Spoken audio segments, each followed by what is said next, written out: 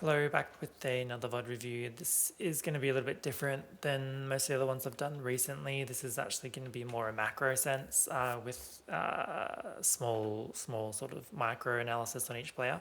It's actually a collegiate team playing, I assume, another collegiate team, so it's a scrim. So the focus is less on individual player and more on issues presenting for the team, as well as small things that I notice from here from time to time where a player's micro mistakes actually translate into like a significant issue for their team. Um, for context, the team that we're watching is the red team, and they are all diamond players. The player that posted this to Overwatch University states that they generally prefer sort of rush comps or brawl comps. I think brawl comps was their wording and not rush comps, which makes sense because there's no speed boost at the moment. So we're gonna have a little bit of a look. I've only skimmed ahead like halfway through the first team fight so far, just to get a sense of positioning and that sort of thing, and verify that it does actually look like a diamond game. So we'll have a little bit of a look. I think first out the gate, one thing that I noticed that obviously the other team did and your team didn't was the TP. So I think so long as you've got something like a Tracer, a Vendetta, even like a Genji or even a Sojourn, it's pretty much always worth hitting the TP out of spawn, right? Sim TP and then swap off. Just gets your team there that slightest bit sooner. It doesn't really matter if the Vendetta themselves is like 1.5 seconds later than what they would usually get there, right? If the rest of the team gets there faster, especially because you have no form of speed boost on the team. So we'll have a little bit of a look with the overlay on how this first team fight goes, and we'll talk about, I guess, the spacings that your team has versus the spacings and style that their team has. So obviously you're running two pretty vastly different compositions, where you are running a brawl composition that mostly wants to play reasonably close together, whereas they're obviously running a really wide composition. And I suspect that this sort of I suspect we'll see a lot of 3-2 split from their team throughout this game. Again, I've probably only got another like 20 seconds ahead of where we are now. But looking at their team comp and the way they're setting up now, I expect that we'll see a lot of 3-2 split. 3-2 split can be a bit of a difficult thing for a 5-man brawl squad that wants to play together, but it's just really important in the context of these team comps that you sufficiently mark each angle. You can't be getting surprised by anything that comes through, and you can't be allowing any particular angle, such as this Sojourn, to just get free value. Like if the Sojourn and Kiriko are going to be a sort of a 2-man team in that 3-2 split a lot of the time, then they need to have someone marking them for the majority of the game. Otherwise, Sojourn will just get like free value the whole game, right? Against the ball as well, like although you guys probably naturally want to play your brawl comp a little bit closer together, I think the ball does change things a little bit, where you don't want to be quite literally holding hands with each other, because ball's just going to get huge value from all of his cooldowns unless we hit that whip shot from Brick, or unless we hit that Magnade from Cass, right? Because we don't want him to be hitting like 3, 4, 5-man slams all the time, and we don't want him to be getting like 3 people with 1 boop as he rolls through and that sort of thing, right? I think like your initial positioning makes sense. Obviously, you probably don't quite know their full team comp at this stage. I think key things already would be obviously talking about the split that they've got. So like this is a key sight line that needs to be marked right now. Okay, like the ball is going to come in. He's going to try and like distract you guys as much as possible. If they're smart and if they're communicating well, they'll try and sync that engagement with both the ball and the Vendetta going in. So probably the ball will go in and the Vendetta very, very shortly after that. So it's important that obviously we survive that and we use our cooldowns appropriately, but we can't like fully lock in on a ball slam here, for example.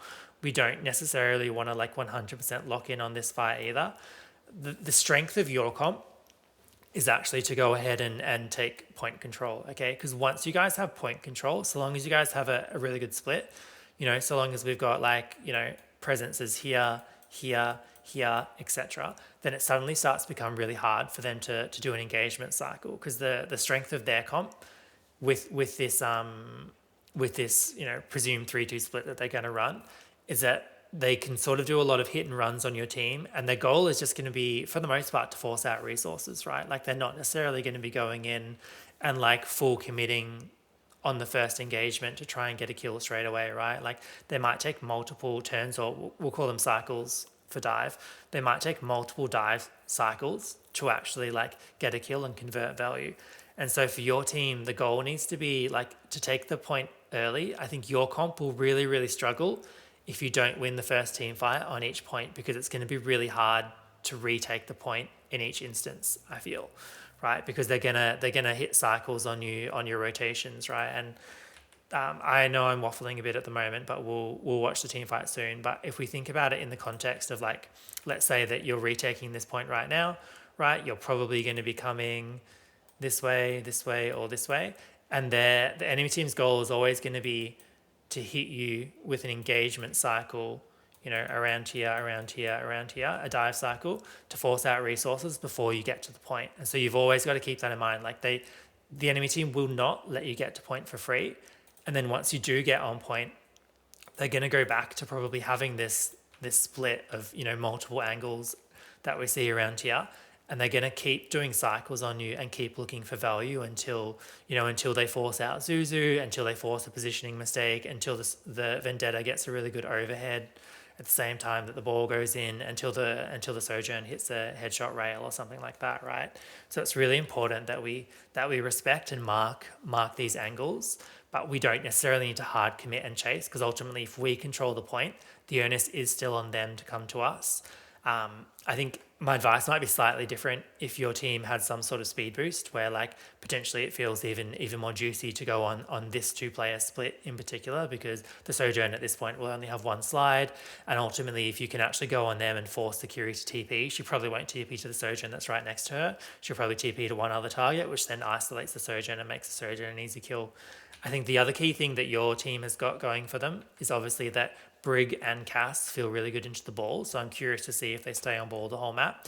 Additionally, because you have a Zarya, you should be able to really empower your Vendetta. Like, key priorities for the Zarya should honestly just be helping with the Vendetta's uptime and trying to make the Vendetta's engagement turn. So when she gets a bubble and she's either, you know, sword throws in or whirlwinds in, and then to support that with an additional bubble follow-up potentially to help her get value on whether it's the Vendetta or the Sojourn.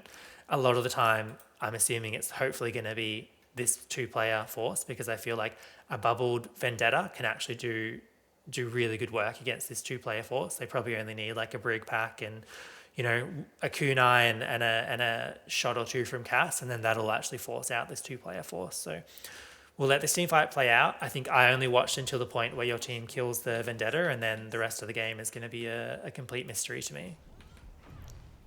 So I think for the most part, our split looks pretty good here. You know, we saw the Wrecking Ball go in. It's not a really high value slam. Like he gets 3, but the Briggs blocked it essentially, and there's a bubble coming in on the Vendetta. Unfortunately, the bubble comes in after the slam, but it's not too bad. Our Vendetta goes in, gets a bit of decent damage off onto the enemy Vendetta. Zarya self-bubbles at half health, which feels reasonable. Our Kiriko's positioning is really safe, not exposing herself to the Sojourn sightline, and it looks like for the most part our team is aiming to swing this left side here to break away from that line of sight, which feels really good. So we get an initial pick, which also feels nice. Again, I feel like our team split here feels pretty reasonable overall, right? Kiri has just had their TP force, so I assume that they're going to the Cassidy. Yep. Our Brig is down here to help control the ball's engagement, which is good. Our team, after getting the Vendetta kill, has obviously focused on what I would assume is probably the biggest threat throughout most of this game, this 2-player split, assuming they keep doing this. So we've successfully gone in, engaged them. We've sort of semi-faked the engagement there on the Sojourn, and then Cass has ended up killing them, which looks good. But even if we never faked the engagement on the Sojourn, this Kiriko wouldn't have TP'd to the Sojourn, I don't think. And if they did, then they would have just died anyway. So I feel like we played that pretty well. Like we mostly hit the right bubble timings onto the Vendetta, and I feel like the Kiriko's positioning throughout that was pretty good. Obviously, they did get their TP forced as the fight was breaking down, but that wasn't a huge issue. They TP'd to a really safe position, and Ball had just used Slam, so his capacity to follow up was pretty low, right? So now I think, like, obviously we've won this team fight. We've killed 3 of them because the Vendetta died at the start. So I think like we want to think about our positioning coming into this, right? And so far, like I'm not 100% loving it. I think first of all, like I don't know about the Vendetta going for like that full wide engage. I think had the enemy Vendetta have rolled out this direction instead of that direction, then maybe there could have been a punish there, but that's okay. I think I've just seen Brig throughout 3 packs in a row. Is that right? Yeah. So, I mean, we've just won a team fight. Like the fight's winding down. Like probably.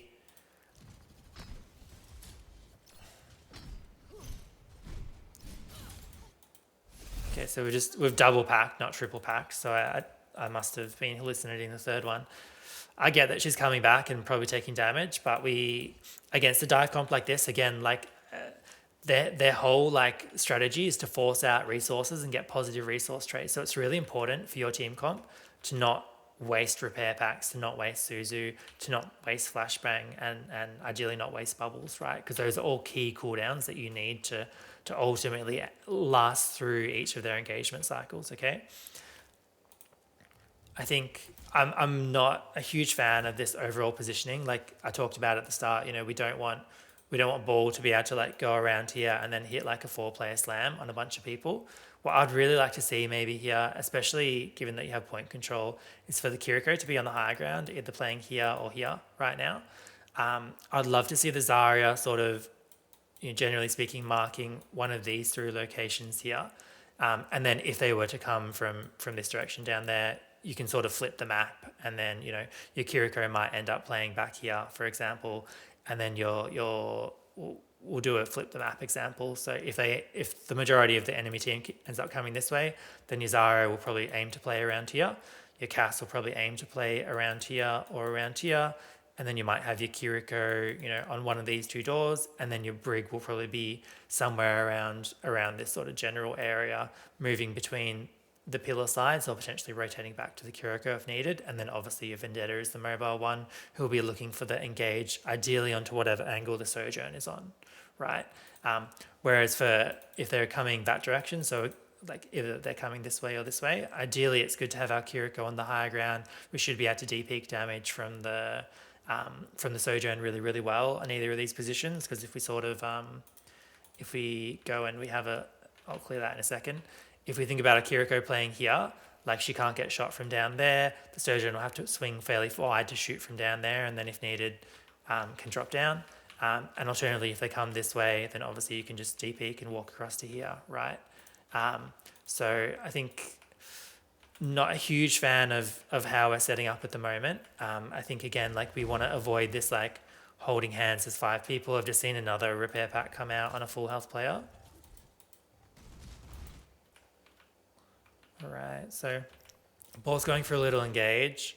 It looks like he's missed his slam, but actually ends up being a really impactful engagement for him because he's forced out the cooldown. So this is a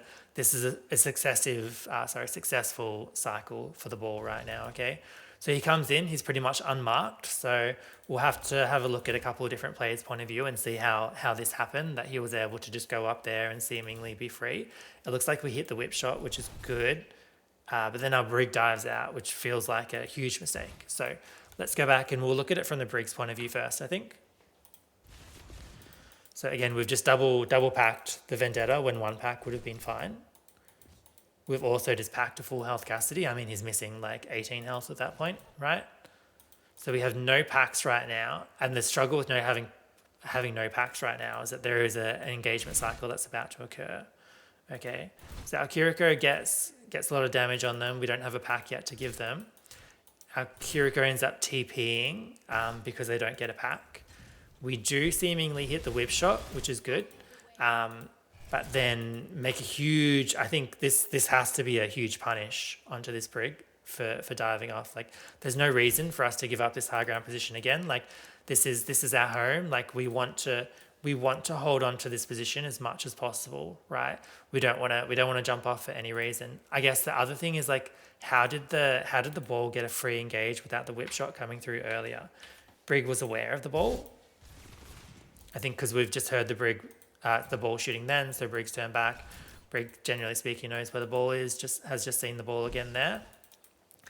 I think in this comp, like, Brig needs to treat like ball as public enemy number one, not so much to chase him around, but like we need to have the Brig trying to like decrease value from these engagements as much as possible. So the fact that the Brig, we see turn around here to look back at this way, it's like we need to have more trust in our team that like our Zarya and our Cass are watching this angle, and so is our Vendetta. So therefore our Brig really shouldn't need to turn and watch this angle. Like 3 people should be enough to deny whatever comes from here. Our Brig needs to be a bit more locked in on this Wrecking Ball, I think.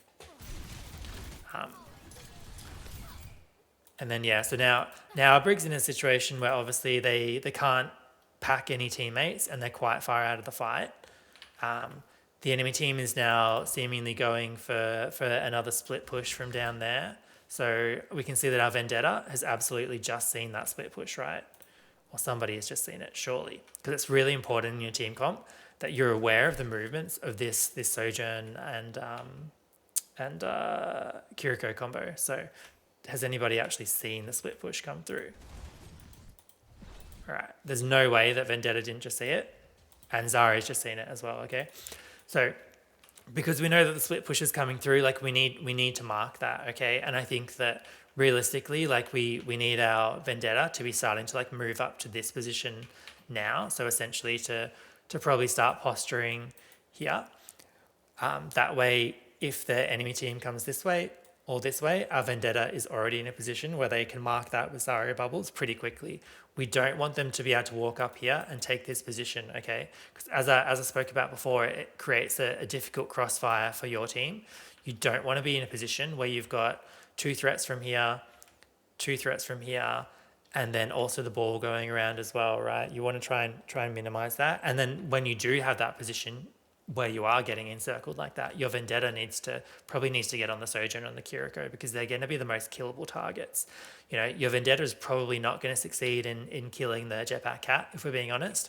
And while they might succeed in killing the Vendetta, and we did see the Vendetta die in the first fight here, I think that they died because they got hit by the flashbang from Cass. And that was ultimately their demise, right? But we can't always have both of our DPS marking the Vendetta because that makes the Sojourn too free, right? And the Railgun is quite a high threat. So we'll let this one play out a little bit. So see our Kiriko has just TP'd out with almost no health. They've got, they haven't been able to get a repair pack. So essentially our Kiriko can't play the game at all right now. And our Brig is still trying to walk back up after their misplay. Kiriko has just had to self-Suzu, so far super successful engagement cycle for them. Ball's getting really, really low. We're not going to kill him. It feels like we've maybe overcommitted to killing the ball a little bit, because if we look over here, like these players are now taking a really nice angle for free. We wall climb up in full view of a Sojourn, so die for that. The enemy Vendetta goes in for an engagement cycle. So it's not 100% lost yet because Brig probably has enough. Okay, the Cassidy's dropped off, which feels really bad. Maybe he got booped off. Does he get booped off here? Is that what happens?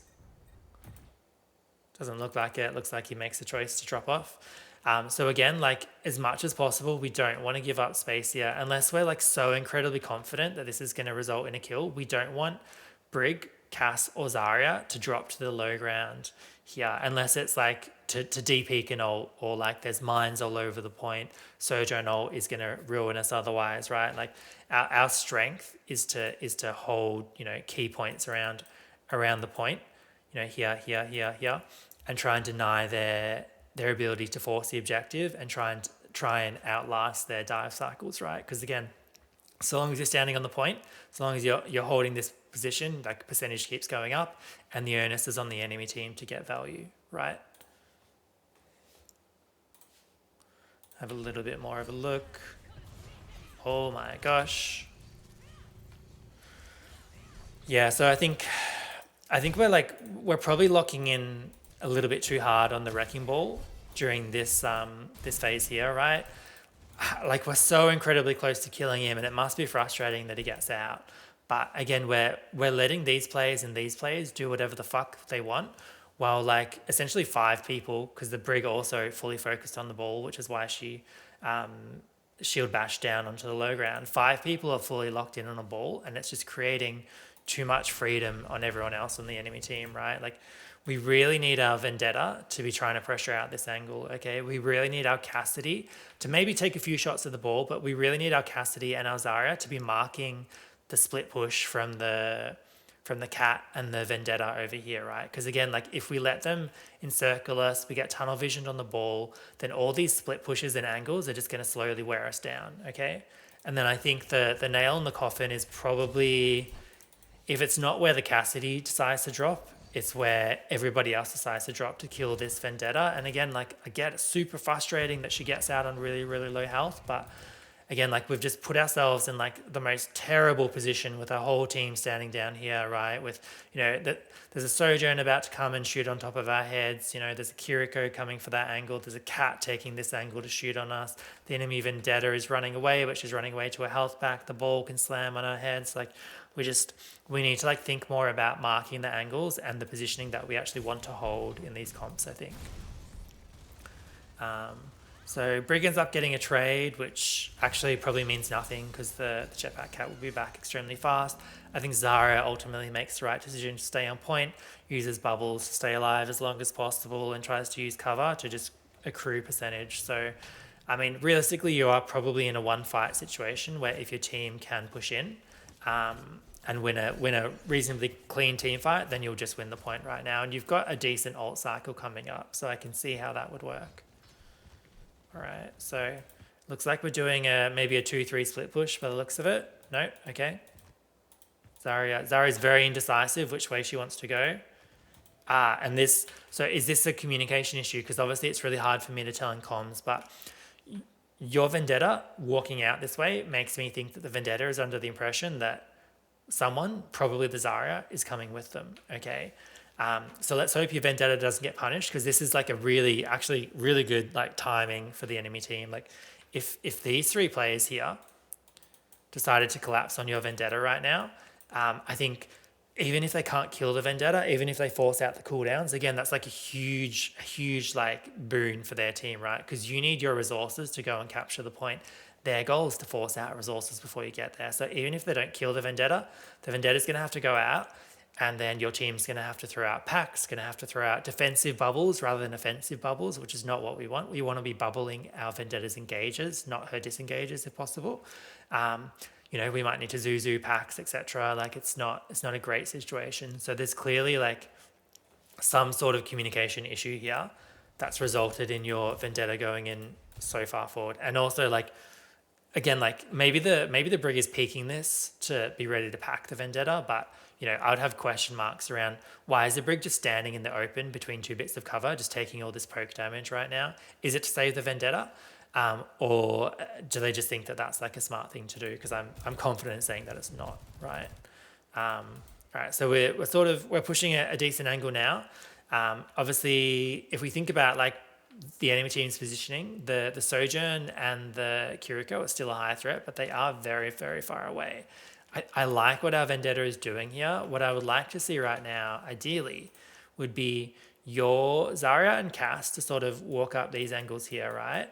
I would like the Vendetta to try and go around this way here and then do a dive up on, maybe I need to clear and actually show the screen a bit better. So what I would love to see would be for the Zarya Cass to walk and force point, okay? I'd like to see the Vendetta circle around this way, and then once the Zarya confirms bubbles, I'd like to see the Vendetta go in with the bubble timing and collapse on these players, right? And then what we want to have is we want to have our Kiriko playing from either of these points of cover here with the Brig. And then once your Zarya and Cass start to like walk forwards again and take like their second position on the other side of the point, that's when your Kiri and Brig should ideally cross, and then they can shift up to here and here. It's a lot of scribbles on the screen, but hopefully that makes sense to you, right? We'll see how it goes. We'll play it out.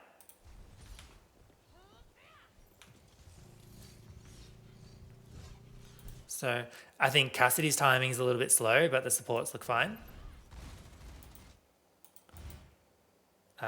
Did we actually bubble our engage on the Vendetta then. Did we? Yep, cool. Looks good, looks good.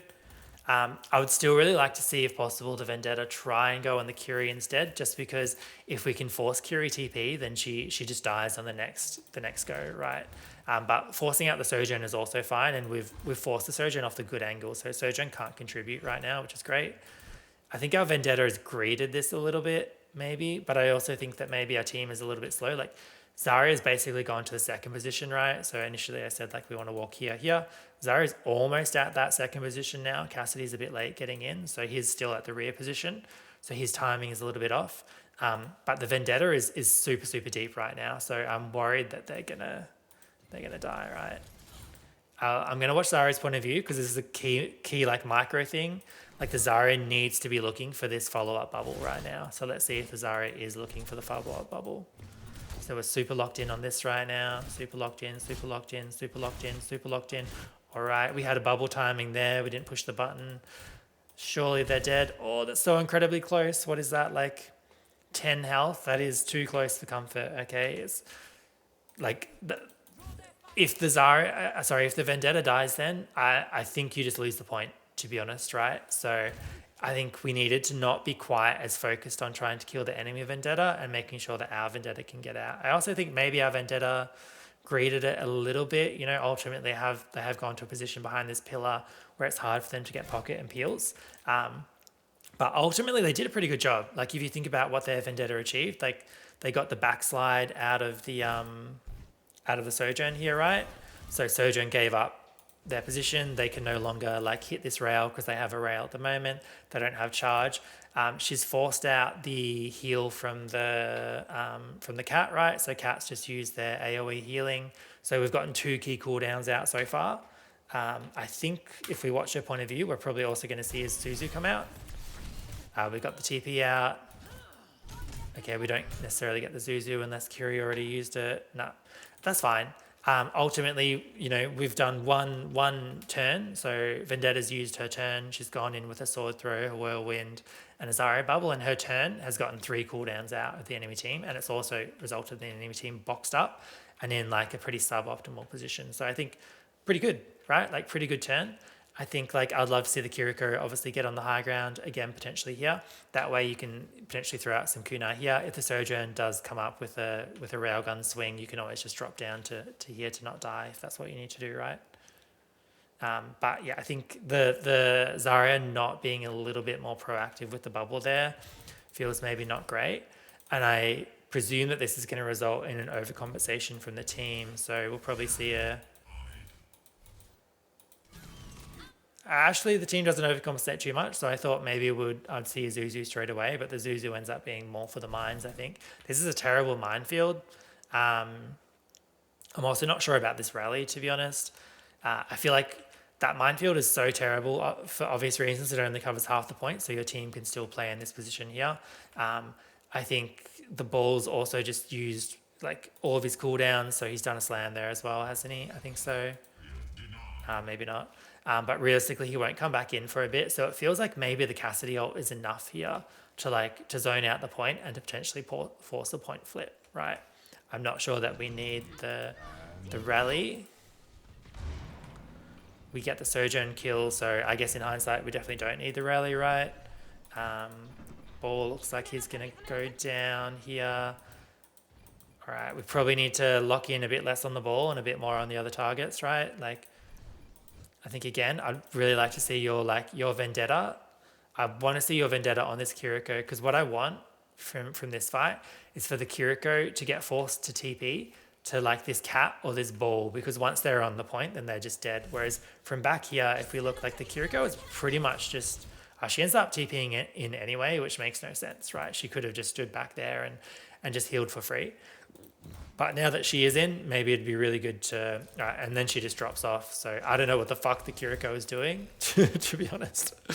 But it looks like this is going to work out for your team. So I think maybe a slight overinvestment from the rally, but it looks pretty good. Ball dies late as well. So he's probably got just enough time to touch. So... And actually your team's positioning starts to look much, much better compared to the first one, where, you know, our Kiriko is now on that high ground like I talked about. I think like we just need scouting right now. We just need really, really good scouting. So the Cassidy at this point should have communicated, hey guys, there's nothing coming my way. The Brig should have probably noticed, hopefully. Has the Brig noticed? So I think the Brig has maybe just noticed that they're not coming this way, right? So our powers and investigation say that the touch is probably coming from this direction. So we really want to try and make this touch hard, right? A whip shot, a boop from our whirlwind, a magnade. We hit the whip shot, easy, perfect. Good scouting, good job. Looks like we're trying to collapse on this. We get the Sojourn, looks really good. Our Cassidy is obviously pretty far away from the action here, so where is our Cassidy? Sorry. Oh, he's down there. Okay, cool. Actually, our Cassidy's not far away from the action. He's totally fine. I thought he was still on my left for some reason. Vendetta goes in. So actually, our Brig is a little bit slow on the uptake there, but it's fine, I think. Don't see your team getting punished at all here.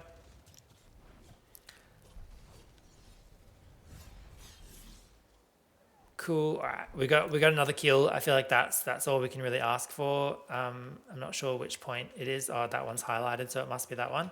So hopefully our team can go and take some good positioning. So for this point here, I'm gonna preface and say like this is what I think is like the ideal positioning spread for your team right now. Okay, so again, we don't need our whole point. We don't need our whole team on the point. Okay, so I would love to see.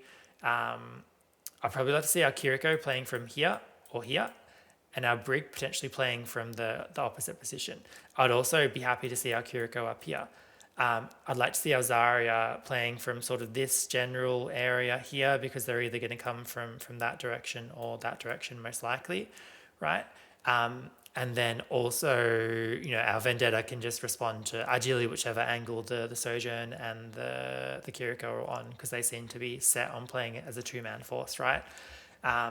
Our Cass can just sort of float around and use the water tower for cover. Or alternatively, if we're putting our Curie up here, then our Cass can play from one of two directions. Remember, they need to come and do something on the point. So we don't need to feel really pressured to have our whole team holding here and try and like cut off this force in one go, right? Like, because if the Sojourn swings up here to get an angle, then we can bubble our Vendetta and our Vendetta can go up and contest it. Okay, if the ball is probably not going to come from main, so that's why we want our Brig to be sort of, around here or maybe even behind the tower or something like that to try and deny his engagement. And ideally, we want our Curie to be in a relatively safe position where they're not going to take unnecessary poke damage, where if the ball does decide to go on them, it'll be only on the Curie, so we're not suffering, 3 or 4 man slams and that sort of thing. It will be hard for the enemy team to dislodge you so long as you play from like good positions and so long as you don't sort of feed to the upcoming Sojourn ult, right? But again, if you're already in good positions, like if our Kiriko is up here, then if the Sojourn swings any angle, they can easily de-peek behind this, right? If the Sojourn swings up here, we've already got players behind cover. Our Zarya can de-peek to this side of the tower. And then that means that, if our Sojourn is here and she's got nothing, if the enemy Sojourn comes this way, then she's got nothing to shoot at. So she's just using her ult to zone. But again, if our Zarya simply moves to here, then we're still contesting the point and stopping the flip, right? So I think it's really important that we hopefully set up in a good spread for this point right now, and hopefully not all just hold hands as 5 people. Right, so our Kiriko is exactly where I was suggesting. I think our Zarya is pretty much the same. I think our Brig, I thought she was going to back to there, but our Cassidy is also seemingly in a pretty good position as well, okay? I think the issue is just like this 3-man block here. We don't want huge value. All right, we commit pretty hard on the ball there. Let's change the camera perspective and look at where the enemy team's actually pushing from. Let's actually go from down here. All right, and we might just turn this on just to help a little bit for now. Cool, we get a free kill on the ball. Fantastic. Honestly, you can't ask for a better team fight than that. And again, like I talked about, like they have to stop you from getting this initial point, right? Like if your team wins the first team fight and caps the point, then it becomes really hard to dislodge you so long as you don't make like significant mistakes, right? So the fact that we get that initial kill is actually just like fantastic. So that feels really, really good. So we want to reset. Okay, our Sojourn, sorry, not our Sojourn, our Vendetta is chasing. Our Vendetta is chasing really hard.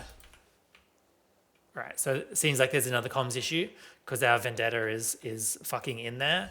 And the rest of the team seems to be making rotations to the high ground. So again, I'm not in your comms. You need to like discuss as a team like how this happened, that your Vendetta has fully chased and is now like 1v3ing with no support, and I assume extremely dead at that point. So that's going to be really costly for your team. She was also ultimately chasing an enemy Vendetta, which doesn't feel like a high percentage like kill chance. Like if we go back a little bit, was the Sojourn potentially a more tempting target? So Ball just dies. We know that the Sojourn was shooting from there just a few seconds ago, right? Yeah, I guess she only fired off a few shots, but Zarya knows at least because she's shooting at Zarya. Again, I think maybe our targeting here doesn't quite feel optimal. Maybe if we do want to go for another stagger, we actually go for a stagger on that Sojourn and not the Vendetta. But even in principle, like your Vendetta chasing a bit seems fine, so long as either the team is coming with them or that they're aware that the team isn't coming with them. Because if they're aware that the team isn't coming with them, then they needed to stop right now. Okay, like after this one little air slash here, they needed to stop now. So you as a team need to figure out like what went wrong with your comms and your coordination that this happened. So I think your Kiriko's positioning looks good. I think obviously Zarya needs to come back. We want our Zarya to start probably just playing from around the fountain, to be honest, because we're going to be able to play a disadvantage. But in theory, if we position quite well here, so if we sort of look at it from this point of view, and so if we can get our Zarya to play around the fountain and use that for cover, if we can keep our Kiriko on here until she's forced out and our Cass up here until she's forced out, then the only real question mark is Brig. I think while all that was happening, obviously our Cassidy has had enough time to walk around and do this rotation, all right? I guess my question is, if Cassidy's had enough time to do that, why is our Brig still standing out in the open, right? Because our Brig feels like the easiest target to dive, generally speaking, not even in this situation. Like Brig should usually be like a priority, because although she's got limited mobility and she's got her whip shot and stuff, ultimately, like, to be honest, Brig is pretty squishy. So it's either like the Brig or the Cassidy are the ones that we want to dive, and Cassidy's on a high ground, which makes him a little bit more challenging to dive. So hoping that there isn't a huge punish coming through on your Brig for their choice to sort of play point. Yeah. Because even if the mentality is, oh, well, I can't heal my tank with my Inspire if I stand up on high ground, like, don't give a fuck about that at all, bro. It's like, it's 15 health per second. Like on a tank, that's not a lot. Like you can always pack her. You're much better off giving that 15 health per second to the Cassidy to heal up any chip damage that he takes. So Kiriko's obviously going to get forced out here. She goes to the Cass, which is predictable. Our Brig, what is our Brig doing? Okay, so as much as like I wanted the Brig to maybe take that rotation with the Cassidy earlier, if that's what they're doing now, it is way too fucking late. I can't see, like Zarya will have to double bubble this Brig, and the Brig will also need to catch a Zuzu as she gets through the doorway in order to not get caught on this rotation, okay? It looks like the bubble timing has not come in, so I assume that this Brig is just dead, right? Yeah. So obviously like something went really wrong with the Vendetta's push, but then something also went really wrong with the fact that, you know, the fight has started with the Brig just standing in like bumfuck nowhere with like like no hope of an escape if they got pushed or pressured, right? So, you know, can't even really blame the Zarya for not hitting the bubble timing then. I mean, obviously a bubble might have helped, but the reality is I think like there was 3 people trying to like collapse, including the cat on that Brig then. You know, Brig's just caught out in the open in a suboptimal position, I think. And then this fight is just over. It's also such a shame that like the rotation on the Brig triggers out Zarya to also take the same rotation, because the best thing the Zarya could have done at this point, once they see the Brig get flung in there, is actually turn back around and just play for point, like play for percentage on the point, see if there's anything at all you can do to like mark out the Sojourn. Like realistically there isn't, to be honest. Like you're not going to win the duel with the Sojourn, but at least like keep building that point percentage, like walking off the point. You know, we talked about it on first point where like, you know, we're playing on the high ground and then suddenly everyone's down here. Like we don't just want to give up point positioning quite so easily, right? Like our comp, good at standing on the point for the most part. Not our whole team, but our Zarya can stand on the point against their comp for a really long time. All right, so skip ahead. Unfortunately, they get the flip really, really early, and it enables this like long stagger on the Zarya. They actually probably, like, if they were better, they would have like mega staggered you out there because you had no energy either, right? On the Zarya, oh, actually, you've got a bit. So, um, yeah, I guess to be honest, this is probably about enough of a stagger anyway. Right, so let's think about the retake. So, um, as I talked about at the start, like the enemy team's goal is to gonna make ideally at least one cycle, if not two dive cycles before you get to the point, right? So your choices for coming to the point realistically are going to be this way or detouring and going this way, or I mean, you could potentially go that way, but I assume that you probably won't, right? Because it takes a bit longer. So the enemy team is going to want to try and hit you like here, here, maybe here, or like maybe here, right? So your team needs to be ready for that. Like your Brig needs to be like Johnny on the spot with the whip shots, and your like Kiriko and your squishies need to be careful about the cross, particularly if Sojourn has any rail, right? So we'll have a look at how this goes for your team. And this is one of those situations, again, like I spoke about at the start, like your team comp would probably be a lot easier if you had a speed boost of some sort, like a Juno, like a Brig Juno here would probably work really, really well. I mean, if you don't play Juno, then that's fine. You know, if you have like a Lucio, Kiriko or something like that, it'd make these rotations so much easier for you. But I recognize that, you know, some people just have heroes that they play and some have heroes that they don't play. So I think it'd be really good potentially to try and take the high ground here. I think particularly because the ball's going to have mine soon. It's interesting to me that they haven't actually gone for a dive cycle here, because I feel like this seems like a really good timing for the ball to go in and out without much pressure. But maybe they're just waiting for the staircase since the Sojourn can't actually see all the way back there. We'll have a look at it and see. We might look at it from this point of view and look at your rotations. Sojourn's trying to build a rail. Okay, she hits the rail on the Kiri. So Kiri is super, super low right now. Kiri has TP'd inside of the enemy team to get through this part of positioning. Why is the Kiri still low? Why is the Kiri dead? Okay, so probably not acceptable that the Kiri has died on the rotation there, right? Presumably we have 2 bubbles. Presumably we have 3 repair packs. Presumably we have a Zuzu.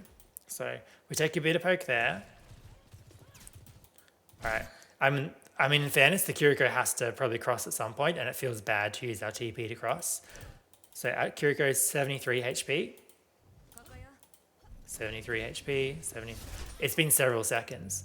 There must be a comm issue going on. Why is there not a repair pack coming through? Our Kiriko should be screaming in comms right now, saying, I need a pack. Care your Kiriko. Care me, care me, care me, care me, care me. Right? Like, I assume that we have 3 packs. 2 packs, all right, so 1 pack went out somewhere. Does the Brig ever acknowledge the Kiriko? So Kiriko's full health now, so Brig's trying to mark that angle. That seems fair. We don't want the ball to come from there. I think maybe the ball wanted to come from there, saw the Brig and got scared, so that's good. All right, we see the rail go through, presumably. All right, so we've seen our Kiriko TP in now, but it's only a couple of frames, so we haven't reacted in time. We've actually turned back to look at the Kiriko, but lost track of her.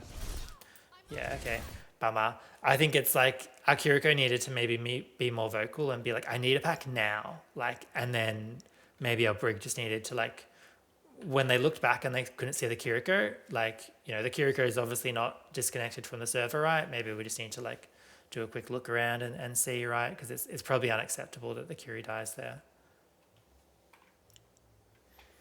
It looks pretty cooked for this fight, to be honest. Like you had a really good like ult turn coming up with 5 ults almost. It feels like maybe your team could just play slow for a little bit. Okay, you're all inside a disruptor shot. Okay, that feels like a really big waste of the Vendetta ult, so that's good. Absolutely unnecessary Vendetta ult, and Ball is also just like come in here and but our Brig is super low and dead. All right. It's a tricky one. I feel like obviously losing the Kiriko is tough there. At least like they used the Vendetta ult for pretty much no value, because I can't imagine that your team was actually considering pushing this angle without your Kiriko, right? I guess I'm just not sure how like the Brig took so much damage when like most of the enemy team can't see you. I guess like lots of people take damage from the Sojourn's Disruptor Shot, and there's no Kiriko to help, and Brig doesn't have Inspire up either. Okay, cool. I guess that all makes sense. Next fight. Okay, next fight. All right, so whole team is back except for our Cass, who died very, very late. Why did our Cass die so late? Did he get staggered by a... okay. Yeah, I guess it's hard to save him there. That's fair. Kiriko wasn't back yet.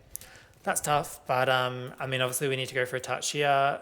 Presumably the strategy is going to be to throw our sword out pretty soon, block in a corner and get a bubble, because all we really need to do is we just need to buy time. We don't need to like play for big ult trades and lots of kills right now. Like we just need to buy like a couple of bars of overtime. So realistically, all we need to do is like go in, throw our sword in, get a bubble, put our block up for a few seconds, whirlwind back to here, if possible, if there isn't a minefield there, and then maybe have our Zarya take the next touch. So Zarya needs to be walking up and the team needs to be breaking the mines.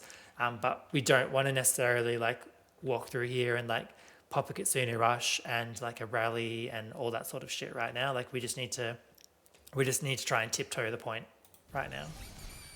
All right, so the mines come out in the expected location. We use our rush. Our Vendetta's gone too far in. So again, the goal here can't be, let's go in and team wipe them right now, okay? Because even though you have like quite a few ults, it's still like a fight that you're at a disadvantage at, right? And your ult tracking probably isn't good enough to know that you have a very slight Kitsune Rush lead, okay? Like the goal here needed to be like tiptoe the point. So Vendetta goes in, touches, plays really safe, gets the bubble, and then the team just needs to like be clearing some mines to try and get out. Maybe the Kitsune Rush isn't terrible if like you are playing to clear mines, but there's no reason at all for the Vendetta to like go back around here where the supports can't see them. Okay, it was really important the Vendetta stayed like around this position here, put her block up and just played to live right now.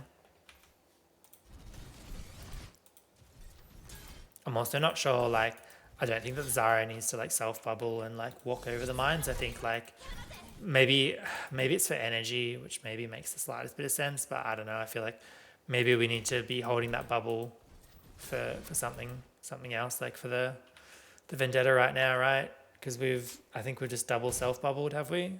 So we've got, okay. Oh no, because we used the bubble on the Vendetta just then. Yep. So we've got full energy. So we're definitely not bubbling for energy because we have full energy. It feels like maybe we're rushing to try and get a point touch, but again, there must be some sort of comms issue because your Vendetta had the point touch. They've just played the point touch poorly, that's all. All right, so this looks tough now, but I guess we've invested the Kitsune Rush. Kitsune Rush is a strong ult. Our Brig is, our Brig is really deep. Okay. Our Brig really doesn't need to be this deep again. Like Zarya can play point for a really long time against their comp, so long as both supports are alive and pocketing. Our Brig probably doesn't need to make this play. Our Brig honestly could be like on this corner right now, just like maybe hitting some of the mines, keep Inspire up and that sort of thing. We're trying to play, it feels like our Brig is trying to play too fast for the situation in the game, okay? Like all we wanted to do here was just tiptoe the point and buy time for our Cassidy to get back and then take like ideally a proper team fight, okay? Because we could have tiptoed the point for quite a long time. All right, Zarya gets dragged through the mines, but lives it.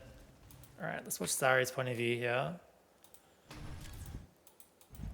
Oh shit, our Brig rallied. Oh no, what did Brig see? Let's look at Brig's point of view first. Actually, let's figure out if like, did the Brig see something that we didn't, you know? So the mines come out, clear the mines. So we're looking at targets that we can't possibly kill at the moment. We're looking at a target that realistically we probably aren't going to kill either. TP comes in.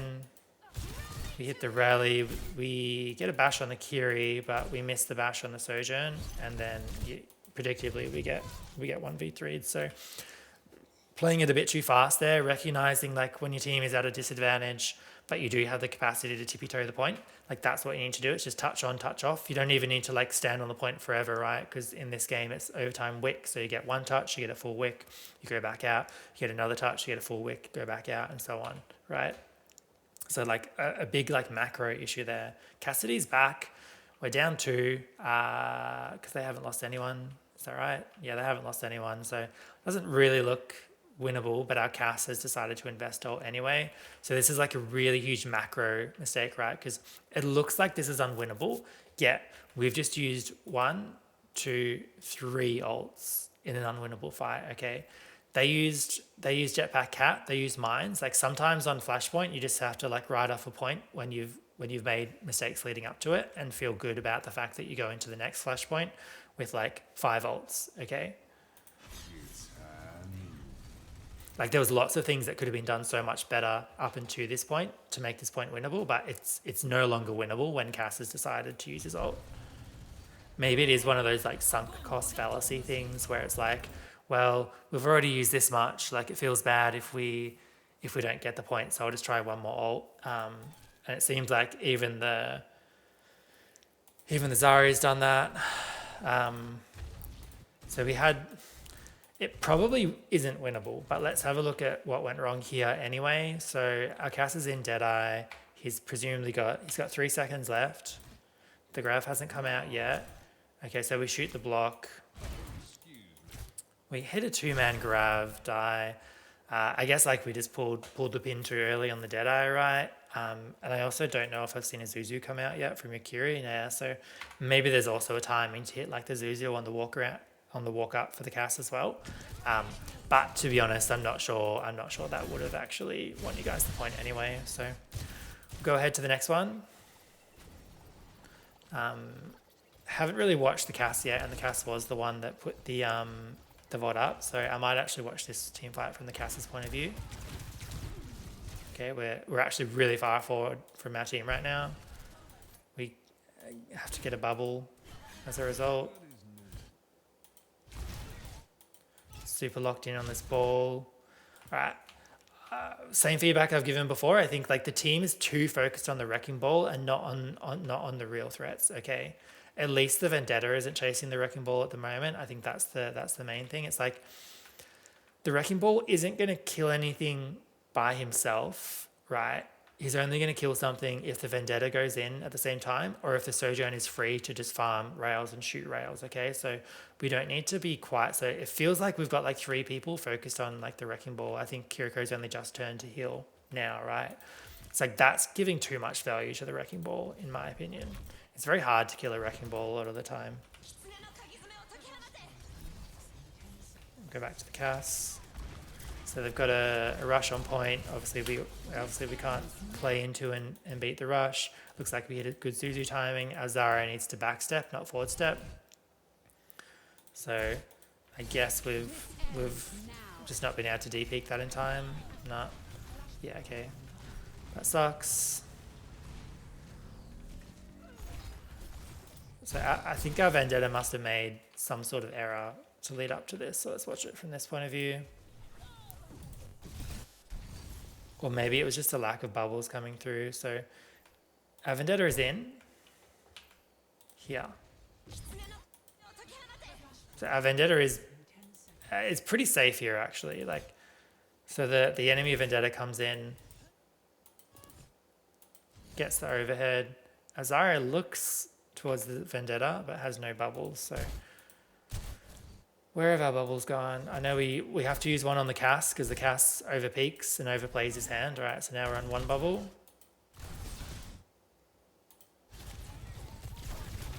Okay, so we've bubbled for energy at full health, which feels like a huge mistake. We saw this at the other point as well, right? At this point over here, particularly when you're walking back over the minefield, like when you're playing with a Vendetta, like you're almost definitely going to get energy by bubbling the Vendetta. So if your goal is to get energy and not to like save yourself, which it can't be because you're at full health, you're usually better off bubbling your Vendetta than bubbling yourself. Okay, so we need to make sure that we're holding bubbles to try and support the Vendetta's engages a little bit better. We want to make the Vendetta's engagement turn like as strong as possible. And realistically, like they need at least one bubble to do that, and they've gotten 0 so far. Obviously, we don't want to stand in this Kitsune rush, so we need to de-peek. We need to de-peek this earlier. We're greeting it.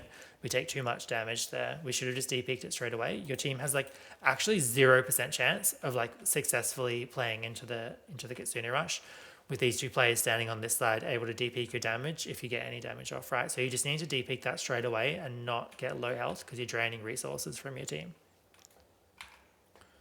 And then, yeah, so presumably we just never get the bubble up for the Vendetta. We trade Vendettas, which doesn't feel too bad. So we're forward stepping now into the enemy. Actually, I want to go back a little bit more. So as much as like you should have had bubbles for the Vendetta, right? I think there were like one, we haven't used a Vendetta ult and it's 7 minutes in yet. But two, there's an amazingly good Vendetta ult timing here. Okay, if you don't self bubble here, right? And if our Vendetta is just slightly more patient with her engagement, if when this Kitsune Rush comes out, our Vendetta has Sword Throw. Do they have Sword Throw right now? They have it in 2 seconds, all right? So probably almost good enough, okay? Now, if our Vendetta, instead of like fucking around on the floor or whatever, decides to throw their sword up to pretty much exactly here, like, or maybe like exactly here, pop their ult and get bubbled, you can actually deny out this Kitsune Rush, right? Because from this angle, like, how does anybody play in the Kitsune Rush, okay?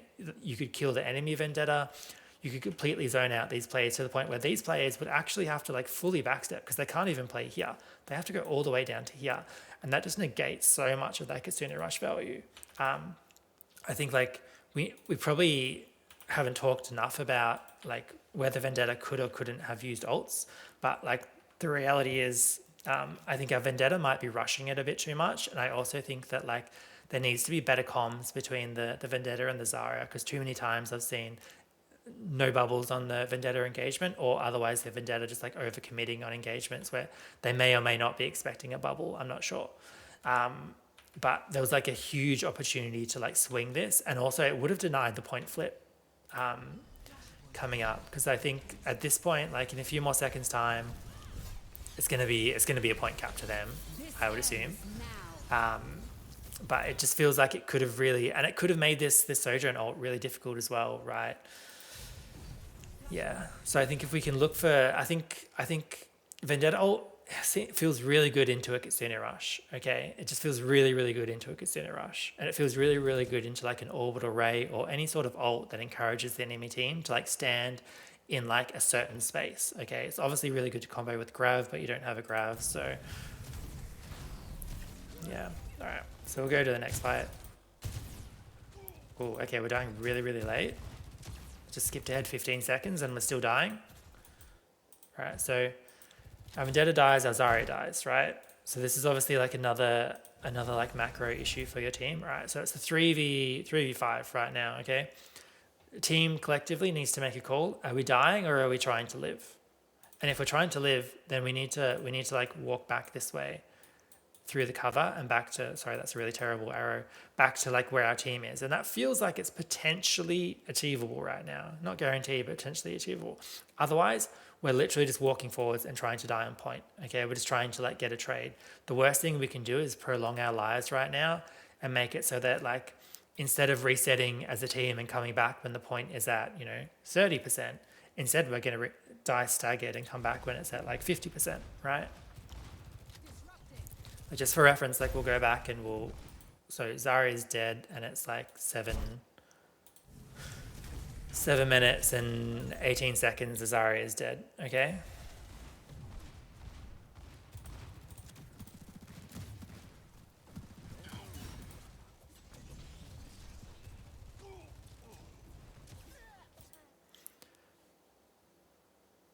"15-second stagger." Okay, 15 seconds, that's 22%, right? Or whatever. We just need to either live or die, right? We can't make this like haphazard, well, maybe we can exist in this space in a 3v5. Like, no, you obviously cannot survive in that area in a 3v5. So you're either going forwards quickly to try and get a trade, or you're going backwards, right?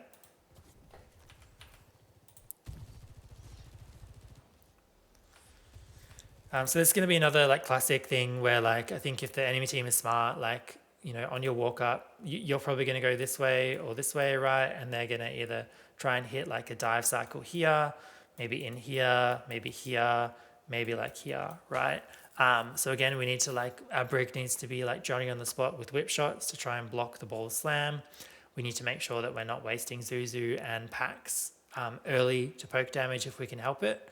And we also need to make sure that we're hopefully crossing relatively quickly and that we're not getting caught in particular in in this space here or this space here on the bridge for extended periods of time where the surgeon can build a rail and then blow someone's head off with it. So we need to be, if we're going this way, we need to be like quick as a team to go in here. If we're going this way, then ideally would actually probably come that like back route rather than across the bridge and come this way, right? Because we don't want to play in Sojourn's line of sight for an extended period of time if we can help it. So they're not really doing their patterned two-player split very much right now either. Actually, it's happening now, never mind. So they're actually got a really wide comp right now, which, again, this is a sort of comp that, like, if you had a speed boost, like, you could actually, like, rotate onto targets a lot easier. But, again, if no one plays Junior or Lucio, then that's not an option. Right, so we're going this rotation. So Cass is really, I think there's an issue here where as much as, like, I've said you don't necessarily want to, like, hold hands as 5, I can already see like this potentially going badly. So Cass has done the cross by himself, right? And Sojourn's been able to farm a little bit of rail off of Cass doing that, okay? Now Zarya's turn to make the cross and Sojourn's farmed a little bit more rail. And now it's Brig, and then our Vendetta is late and decides to backstep during the cross. I assume that Sojourn just railed our Brig.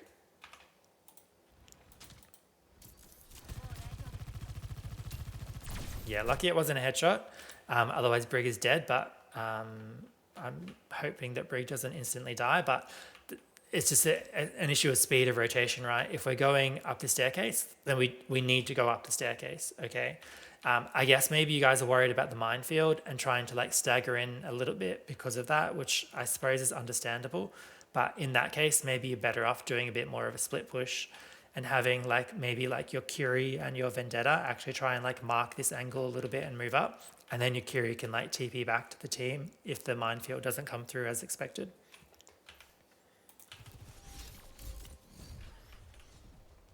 All right, go over here. So Brig, okay, Brig never manages to recover from the damage they took. Support's dead. All right, I assume this team fight is over.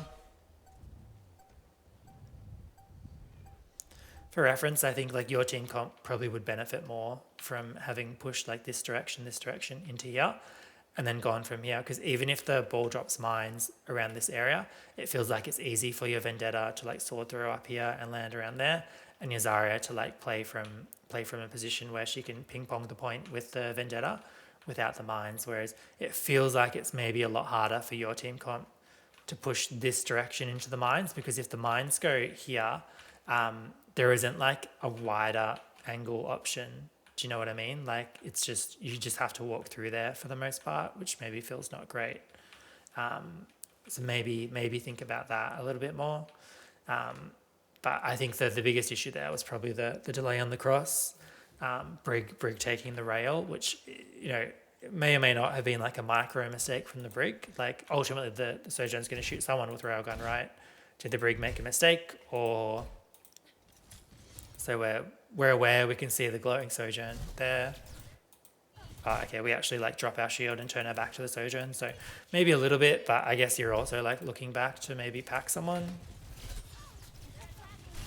Yeah, okay. Yeah, fuck. I mean, I criticized you before for not packing the Kiriko on the cross. So obviously you looked into the future and read my mind and then did it that time. But anyway, let's move on to the next point. All right. So their comp is going to get there early, which is tough for us because, again, we really want to win that first fight and get first point flip with our comp. All right. We've also got an interesting split. So, and then all right, let's get orientated, skipped ahead a bit too much. All right. So our Vendetta's going completely by herself with no help. the majority of the enemy team is clearly around there, with the ball up, wanting to cap the point. All right, so we pack there. It looks like Brig is choosing to go with the Vendetta, which makes no sense, because again, Brig is super vulnerable, okay? Like, we don't want our Brig to be walking around by themselves, if we can help it. Zarya eats the slash, and we wipe, yeah. It's a difficult one. Like, I think even with the split, like, I don't know that that's why your team loses there. I think it's... Let's watch it from the Zarya's point of view, maybe. Oh, back more. It's like, what was the choice that made us push this direction? So we're walking out of spawn. Alright, we see the whole enemy team there. Except for the ball, I suppose. Push, we push. Okay, I mean, it feels like we just get baited in the end, right? Like, we get baited into chasing a Sojourn, puts us into a difficult position. We run out of bubbles. And then, yeah, right. I mean, there's not much else to say about that, I guess. Like, well played by their team for baiting you, and unfortunately, Zarya took the bait. Let's watch Vendetta for a little bit here. So again, we're still nursing our first Vendetta ult, as far as I'm aware. Let's just double check that I'm not talking shit out my ass. Ultimate, yeah, so we only use one ult for the whole game. Not ideal, right? Vendetta ult, potentially really good for denying like point caps and maybe even like forcing a point flip, right? Because not many characters in the game are willing to like stand underneath a Vendetta ult, right? So you're not going to be able to use it in time for this, but maybe there's a timing where we can use our ult to get the point flip back here. I think we'll watch it from this point of view and just look at your movements around the map.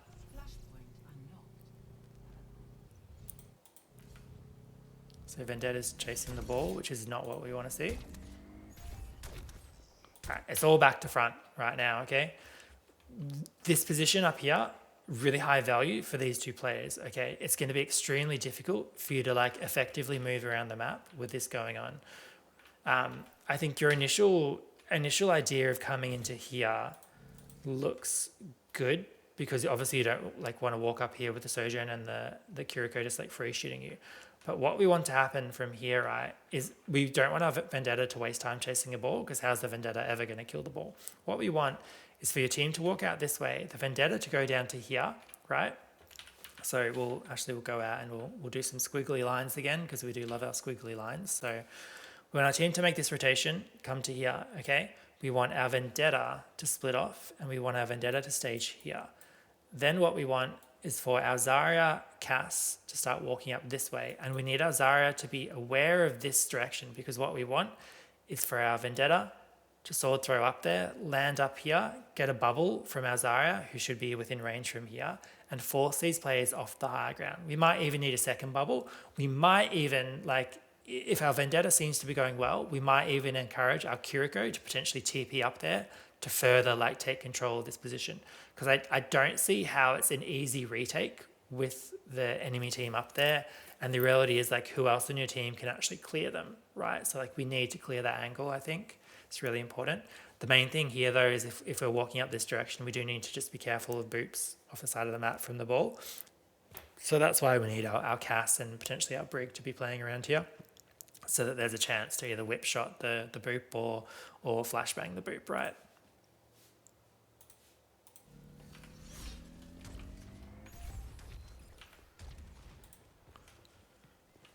All right, so we're going right side. So Zarya, yeah. So the whole team's made a decision to go right side. Okay, they have mines.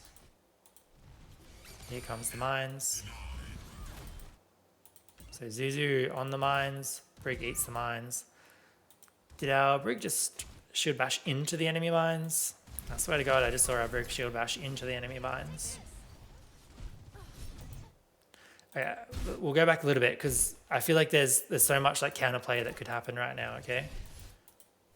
So my sound is like 1/5 of normal, and like I can hear that ball rolling around. We see the ball there. All right, so we've thrown out a whip shot. I guess we probably don't quite have whip shot for the right timing for this, so maybe the counterplay isn't there. I was going to say we probably could have hit a whip shot on that ball engaged there, but we used it a little bit earlier. We do bash directly into the mines, and obviously that's not a good outcome. Zarya gets dragged around a little bit, and we have to reset, which is a bummer. Hopefully we reset quickly. I think Cass is doing a good job of trying to die fast, and the other players should be able to live here. Nope, our Vendetta recommits. Yeah, okay. I mean, there's no reason at all for our Vendetta to recommit there. It's a 2v5. I think that's just, it's like the other fight there. Like, I can't be bothered going back and counting how many seconds it was, but like from when the Zarya is dead, I'm sure that was like 10 seconds, which is just like more percentage for them, right? So enemy team's exactly the same as before. So what we really need right now is we just need to chill, okay? We can't take this fight until our Vendetta gets back, because again, like, we need to make sure that this high ground here is clear, ideally, okay? And the best way to do that is to get out. Okay, we've just seen a Zuzu come out, which is fantastic. So if our team is paying attention and we've just seen that enemy Zuzu come out, that's like our green light. Okay, we want our Vendetta to throw her sword up, get a bubble, and push these guys off the high ground as soon as possible. We're trying to walk this angle, and I spoke about before, like, ideally we don't want to try and like walk underneath this position from these two players, because it just feels too easy for them to just shoot us from above, right? I really feel strongly like the majority of the team should be going this way with the Vendetta. I mean, the Vendetta's doing it, which is great, getting a bubble. So like if Azara is pushing from here, like, this is definitely like bubble range. You can hit the bubble here and force them out. And as I said, like, the Kiriko also has the option to TP up there if they chose to do so. So we do get the bubble off, which is good. Okay, cool. We rally to counter the Kitsune Rush, and we get good value from that. And we're also now using our first Vendetta ult of the game. I'm super keen to see this one, actually. Let's go back a little bit. Nice. Look, see how easy it is. Like, when the Vendetta goes on the Sojourn's just out. Like, the problem is that we've been seeing the Vendetta chase a wrecking ball for a bit too much of the game.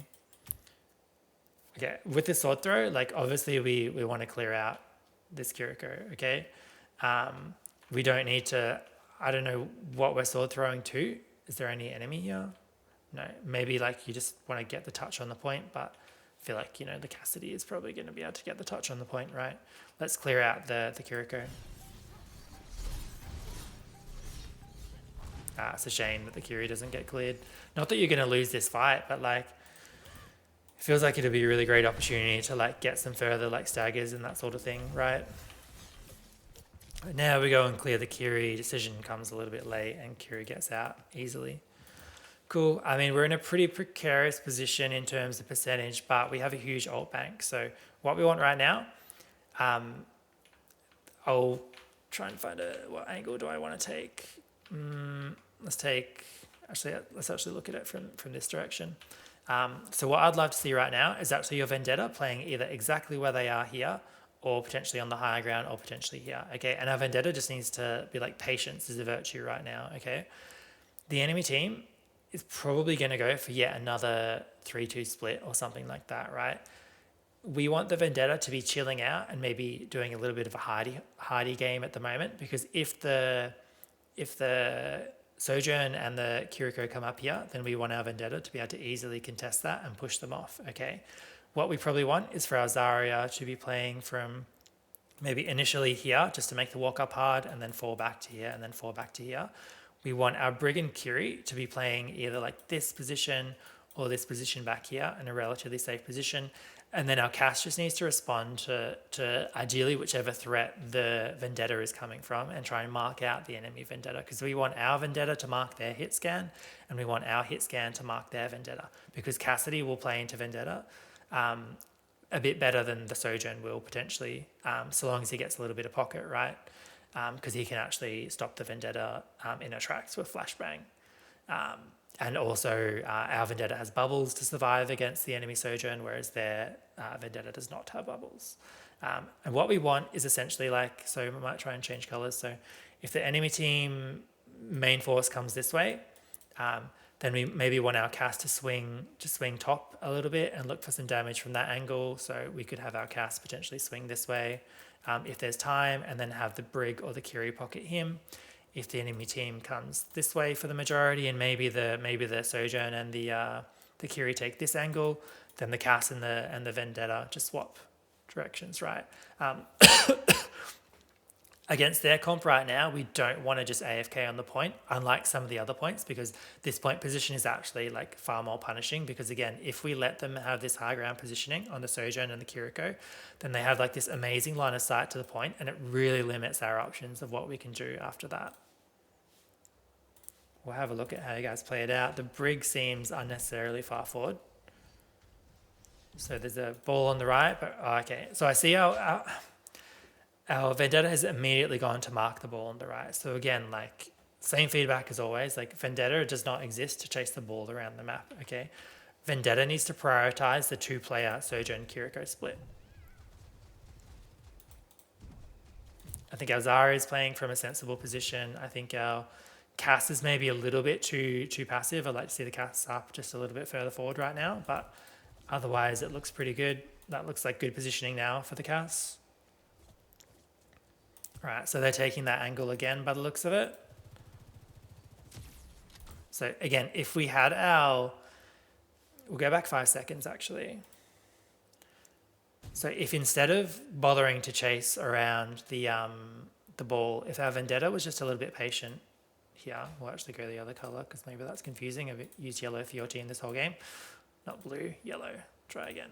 If our Vendetta's here this whole time and our Zarya is playing from this direction, she'll have line of sight for the Vendetta's engaged. So let's just play it out and think about like, what could our Vendetta have done other than chase a ball around the map? I think the reality is that if the Zarya was still here now and the Vendetta engaged and hit the bubble timing, then this would probably be a really high value engage that could potentially either translate in kills or force these players out. But instead, we've backed fully up to point, and now we're letting them swing this angle again for free.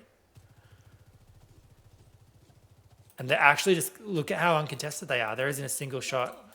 That's the first. Wait, that was actually a healing paper. So there's been no like return fire at all. These guys are completely free.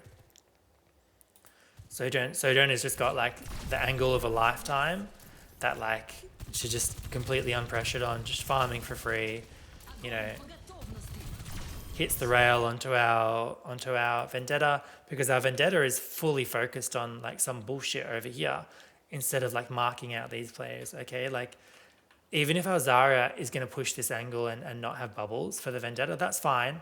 Like the Brig just needs to be aware then that like, okay, it becomes my responsibility to probably chuck like 1 or 2 packs onto the Vendetta to help empower them for this fight here. But now we feel like we're in a really tricky position, okay? I also note that we're currently self-bubbling at full health as the Vendetta died. So was there a micro issue around that? So I think like fair to say Vendetta needs a bubble right now. Bubble doesn't come, we go for the grab instead. We self-bubble and Vendetta dies as a result. So in theory, it's actually like a pretty good grab. Like we can kill the cat and we can probably get like decent damage onto like the Vendetta as well, even with the block. But the issue is one, like we've ignored like a key threat from this angle. Like nobody other than our Brig is marking them. And like, what the fuck can the Brig do by themselves against this, right? And then, you know, like we haven't gotten the bubble timing onto our Vendetta to save our Vendetta. And that means that our Vendetta isn't alive to like swing onto these people, even if they chose not to fight those ones. Like Vendetta swinging in here right now would result in more kills. Our cast is also sort of like, I don't know that our cast can convert any kills here. I feel like his ult is too late, but we'll have a look. Maybe he's going to kill this jetpack cat. Excuse me. Okay. Yeah, I mean, we kill the jetpack cat, but they were probably going to die anyway, right? And then we get a little bit of damage on the ball and not much on the Vendetta. All right, we're finally marking this angle, which feels good.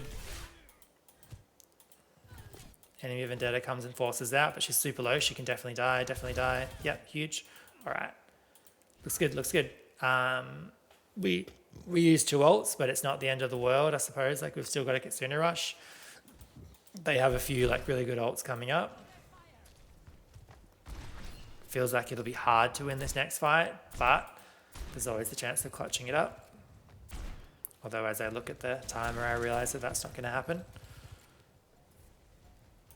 So what's our positioning looking like? So our Vendetta actually probably really more or less where I'd like to see her. Again, like playing over here.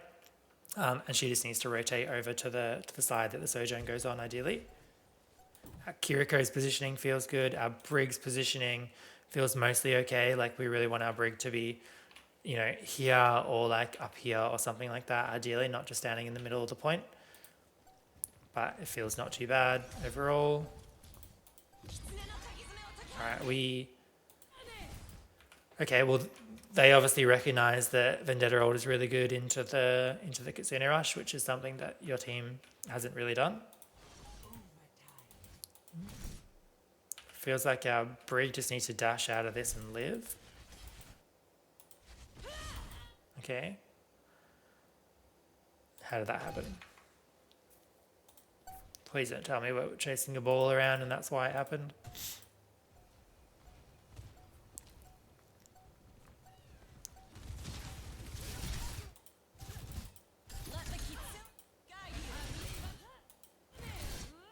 Oh no, it's so tragic. Why are we focusing the ball? What are we going to do against a full health wrecking ball? What are we going to do against him? Focus on those players there. Even if you don't want to like hard engage because it feels like a 1v3, no worries. Use your sword throw and go up to here. And your like mere existence up here will change the way that these players play. Okay. Like there's absolutely no reason to go after the wrecking ball. None at all. Okay. You ultimately get booped back into the Vendetta ult, and you know that's just like good play from them, bad play from you. But realistically, like, gotta stop chasing the wrecking ball around as a Vendetta. Really, really, really not like fruitful at all.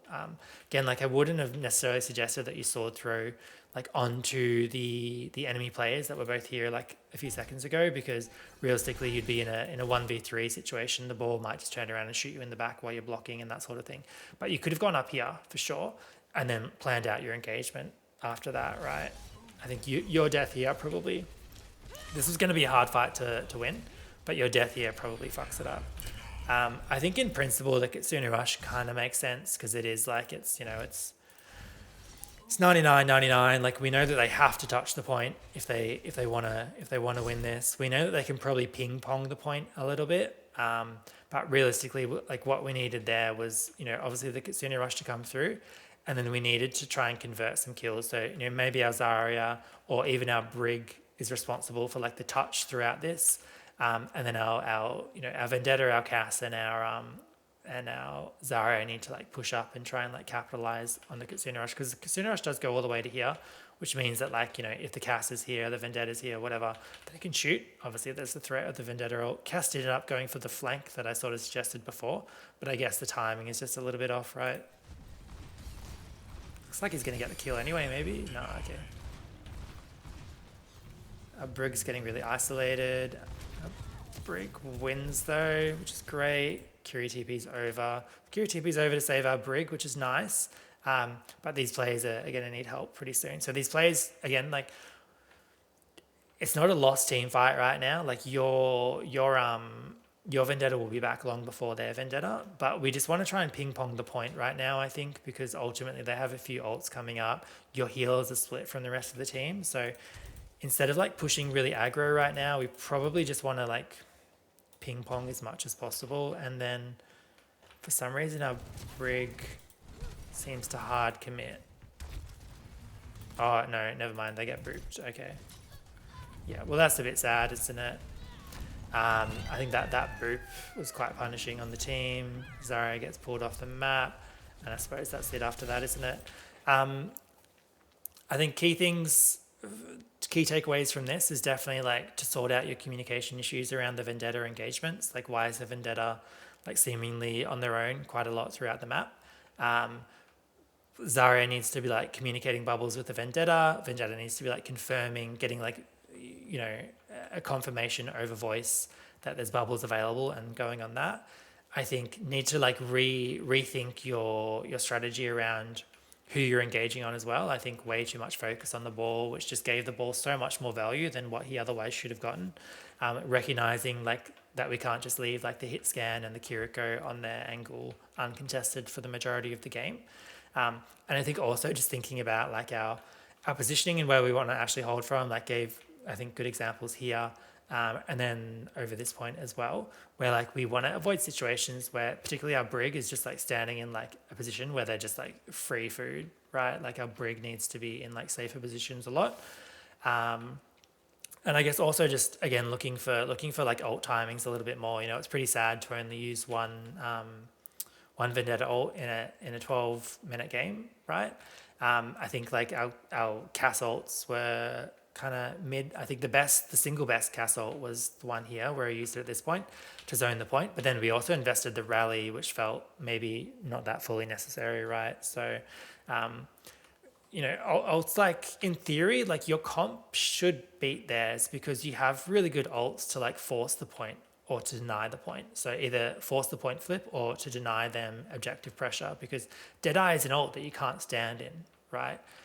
Vendetta ult is an ult that you can't stand in. Kitsune Rush, unless you've got a mirror or you've got a sound barrier or something, is an ult that you can't stand in. So you have really good ults to like force the point, but I think that your team just like lacks the execution to actually do it properly a lot of the time.